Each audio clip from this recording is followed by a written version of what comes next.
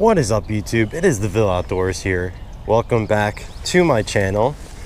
Today I am going to be doing something a little bit different. I'm fishing a spot that I have never been to before, and actually my dad scouted this spot out for me. This is actually one of two ponds that are nearby to each other, and first impression, doesn't look all that great, but looks can deceive.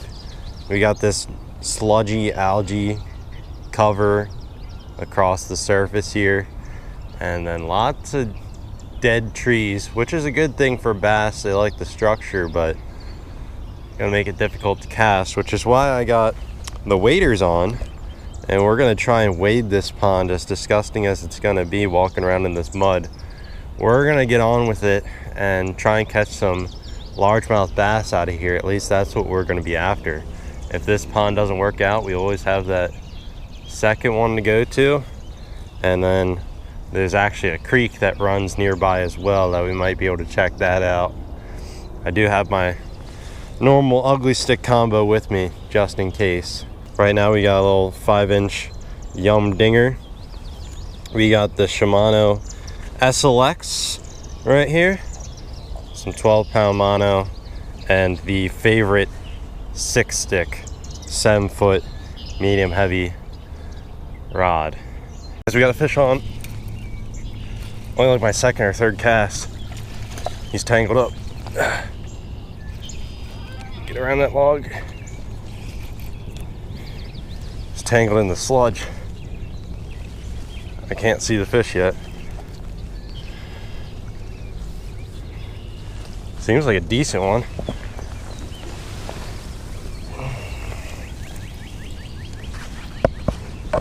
Oh yeah, look at that, guys. Like my second cast in here. Like actually my second cast, and that's like a 2.5. All right, we'll fix my reel later. I kind of got a little bit of a backlash on that, but look at that. I like that. That makes it worth it. Beautiful fish. Let's get a shot of this guy and let him go. All right, guys, time to release this beautiful bass back into the sludge swamp. Nice largemouth right there. Oh boy, it's gonna be a bit tricky to do this, but there he is. We're just gonna get him, move him back in the water here, and he's all and ready to go. Decent bass on the yum dinger, little brown body, and that chartreuse tail there. One of their more classic colors that they have to offer. Doing a bit of a weightless Texas rig. Cast it right near some of those stumps that are sitting in the water there, and drug it out just a little bit, not too far, and passed it over top of an algae mat, and that bass came out and smoked it. If we got one on our second cast, there's definitely more to be caught around here. So let's get back in there. Very hard to move around in this pond. Bottom very muddy, covered with algae on top of that. Not the most comfortable to wade for sure, but we're not sinking, so that's a good thing. All right, guys, I switched it back up to the stick bait, but we did a couple things different this time. One, we got a bullet weight on there instead of the weightless, and we got a worm hook on there instead of a Texas rig hook. They're essentially the same thing, except the worm hook doesn't have that big loop at the bottom like the Texas rig hook does. And then we switched up the Senko color to like a blackish blue. And we're gonna toss this around now. Do the same thing how we were working the other Senko earlier that got us that first fish on our second cast. I had a crankbait tied on earlier, and that was snagging way too much, so I decided to abandon that and fish something slightly more weedless. Still got a good amount of this pond to fish, and I still have yet to hit the other pond, which is supposedly even bigger than this one. On here, hopefully he doesn't wrap me around that tree. That could be a bad day. He's stuck on something. I gotta go in there and get him. Hopefully he stays on this hook.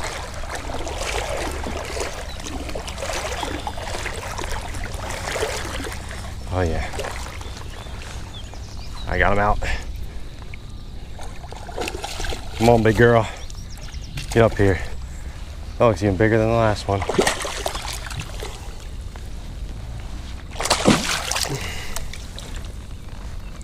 Got him. Maybe it's not bigger than the last one, but it's pretty close, so let's loosen the drag here. Let some line out.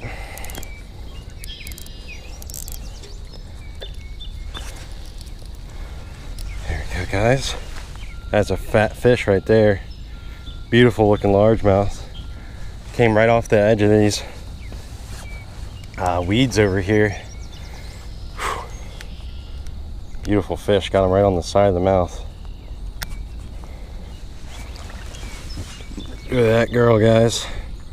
Beautiful fish. Let's take a shot. Let's let this guy go. Big belly. All right, guys, time to let this fish go. We stirred up a good bit of mud, but beautiful fish. Look at that beast, the belly on her, or him, I don't know.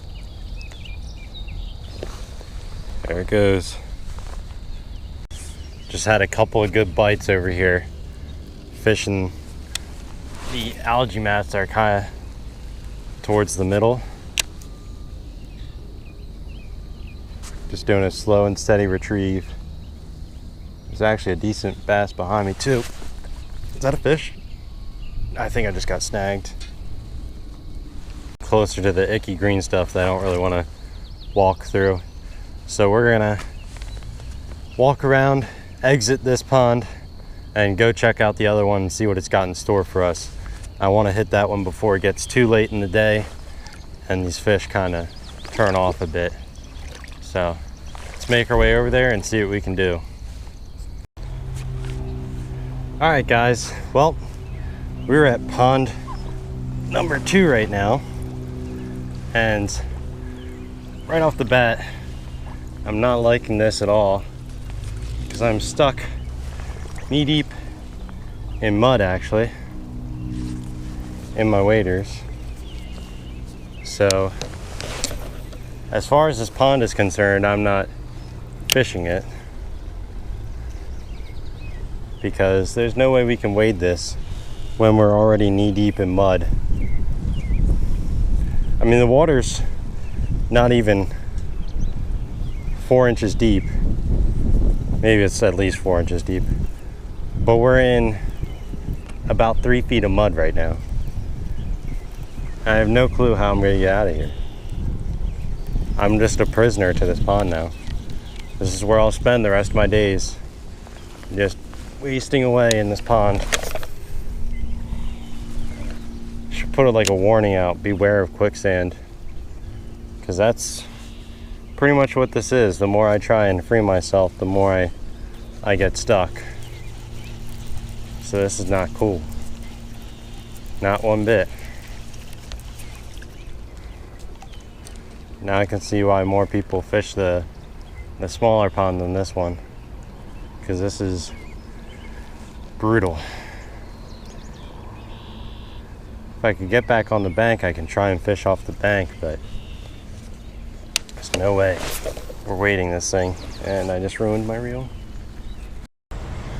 Alright, guys, I was able to free myself from the mud in about 2 minutes or so, which wasn't too long, but I was stuck pretty good.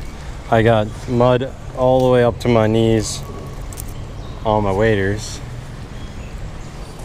and that last clip you saw, I don't know if you could tell, but I got a pretty good backlash in my reel, and I spent a while trying to pick it out, but I could not do so. And now my Shimano SLX 150 is messed up pretty good. Thankfully, we brought the backup rod with us, the Ugly Stick GX2 and the Daiwa Ninja 2000 LT, my ultralight setup. And now we have made a bit of a move. I was debating whether or not to go back and fish the first pond, and instead I decided that I wanted to do something a little bit different, just because I think the pond was a little too small, that I may have missed the bites I already would have gotten earlier in the day. Now, yes, if I fished it a little bit more thoroughly, tried up some different presentations, probably would have caught a few more fish, but I didn't want to get the swampy smell all over my waders. Instead, I wanted some fresh, clean water to rinse off myself with. So now we were at the Brandywine Creek, which wasn't too far from where I was at. And now we're going to try and catch something. Not really concerned about what it is. I'm using the same lure right now that you guys saw in my last video, the one I ended the day on, that caught me a few holdover trout. So hopefully we can catch a few smallmouth bass out of here, something like that. First fish of the day, and it's, well, I shouldn't say first fish of the day. First fish at this particular spot, and it's a fat red breast sunfish here. I'll let some line out for him. He wanted the jerkbait, surprisingly. Got it in the mouth. Also one in his side, which probably doesn't feel too good.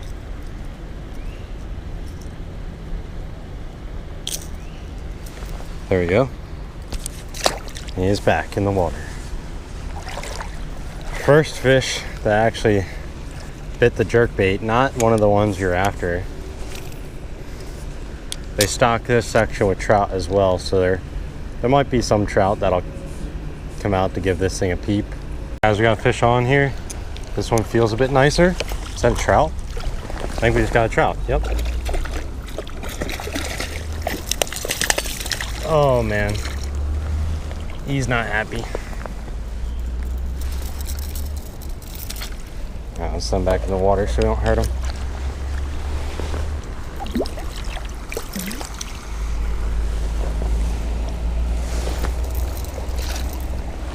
There you go, guys. Not the healthiest looking stock trout, but he wanted that jerkbait. Alright, let's attempt to unhook this guy here. Just got him on the bottom part of the lip with two of those trebles. There you go. Trout is unhooked here. He one's back in the water bad. And there he goes. Nice fish. This deeper current pocket here on the same little Rapala suspending jerkbait that caught the two trout for us in our last video, which was Tuesday. I was out, and now it is Thursday. Good fish there. Put up a nice little fight. Not quite as good as those largemouth from earlier, but they'll do.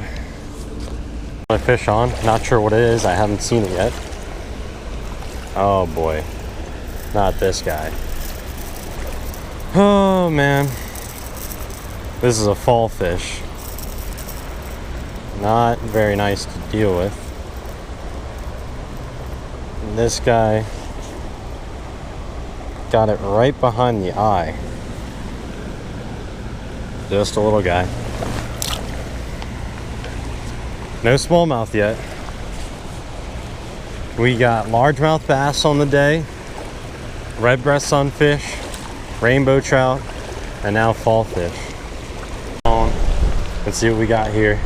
Will it be another species for the day? I think it will be. Yep. That's definitely a smallmouth. Get him up here.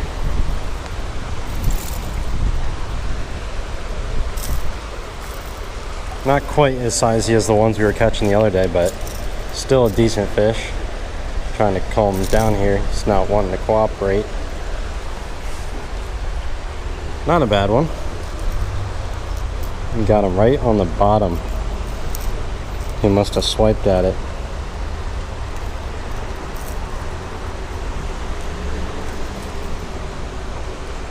There you go. Smallmouth is unhooked. Let's take a shot and release this guy. This fish right here slammed the bait as soon as it hit the water. Let's go ahead and release this guy. Off he goes. Guys, not sure what it is yet. Oh boy. That's a pretty sizable sunfish right here. Thought that was going to be another species for today, maybe a rock bass, but nope, it's a sunfish, and he got all of that bottom treble. There you go. Bait really shut off there. Don't want to walk too far, so I'm gonna give it a couple more casts, and then I think I'm gonna go ahead and end the video. I don't want to walk up as far as I did at Skipback Creek. That was brutal, that walk back. All right guys, thank you for tuning in to today's episode. That is going to do it for us today. Just to sum things up today, we started off by fishing a couple of ponds that I had never fished before. The first pond was good to us. We caught a nice largemouth bass on our second cast. Then things kind of slowed up a bit, and we finally switched things up, tried the weighted Senko instead of the weightless, and ended up catching another nice one. And then that wrapped things up for the first pond. We walked over to the second pond, and then the disaster struck right from the start. Took about 3 steps off from the cattail surrounding the pond, and then sunk about 2.5 feet deep in some mud where I was down past my knees. Took me a while to get out, and in the process of trying to make a cast, I caught the cattails behind me and got a huge backlash in my bait casting reel that I could not get out. So I had to retire the bait casting reel for the day, and wanted to switch up spots to just get a change of pace. Instead of going back and fishing the first pond, I came here to the Brandywine Creek. Didn't catch a whole lot of fish, but the variety was there. We caught a red breast sunfish, a rainbow trout, a fall fish, and a smallmouth bass. So we ended up with about 5 species for the day. It's a good mix there. The bass this morning was definitely my favorite part of the trip. If you guys enjoyed today's video and found joy in my struggles, be sure to hit that subscribe button down below and ring that bell so you know when I upload. I'll be trying to upload once or twice a week throughout the summer. Find time in between work to get out and do some fishing, doing all sorts of stuff. If you want to see me do some more bass fishing like I tried to do this morning, be sure to comment down below, and I'll see you guys on the next episode of the Ville Outdoors.